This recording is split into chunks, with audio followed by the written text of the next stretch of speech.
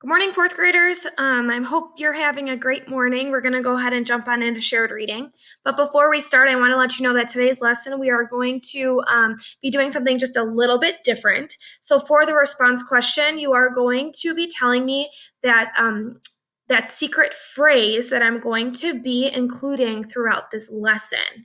So make sure you're on the lookout. I'm going to stop and say the secret phrase is this, and you have to make sure you have this sentence at the end of the lesson. Okay, let's go ahead and get started. So our focus for today is on the text that we have previously read. So we are reading about Mount Vesuvius 79 CE, the letter from Pliny the Younger. We finished that yesterday where we summarized the rest of the text. So today we are going to close read the text, but we are going to be looking at the features of a firsthand account. I want to remind you that a firsthand account is written from somebody's personal experience. So they were actually there to tell the story. We're going to be looking at this graphic organizer here to see the features that are included in a firsthand account. The first thing, if you follow my mouse up on the screen, it says a first person eyewitness point of view. When it's an eyewitness point of view, they use those signal words such as I, me, my, our, we, throughout the text. They also, the firsthand account is information is subjective, meaning that there can be opinions in there. It is the way that they saw it. It does not have to be a fact. Here it says this, the writer describes what they experienced. So they're telling it, like I said, from their point of view. We're hearing their events only, not the events of the entire thing at a fact base. Over here it says may contain personal thoughts and feelings. I felt this way. I'm thinking this. And then over here it says may contain sensory language. Sensory language are things that that affect or tell us things that are related to their five senses, such as what they see, what they smell, what they taste, what they hear, and what they feel. So let's go ahead and close read the text down here. I have previously made the annotations that are going to relate to the features of the firsthand account. So let's go ahead and look at paragraph 1. I have annotated that I will relay the terrors and dangers. So a few of those features are included here. The first one is that the information is subjective. So the author is saying that these are his own ideas that are going to be told. He is relaying the message from what he saw.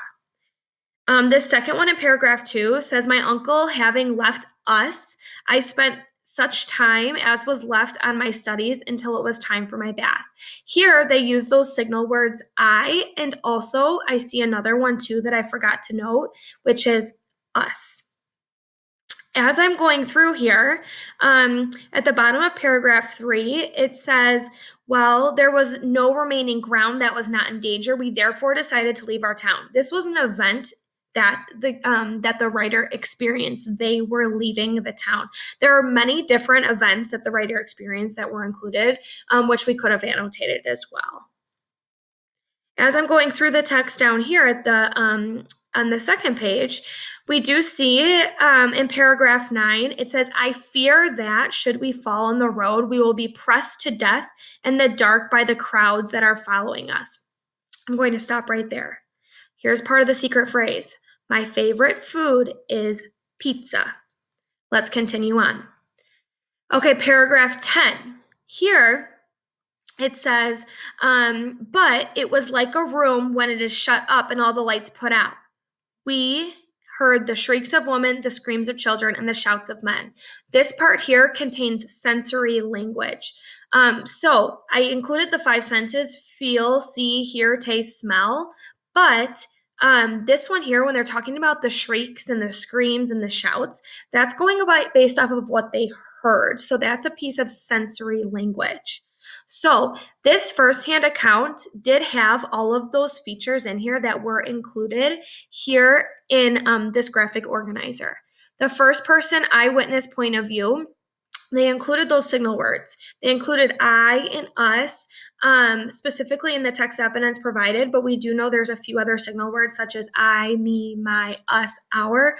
The information was subjective. It describes what the writer experienced. It contained personal thoughts and feelings.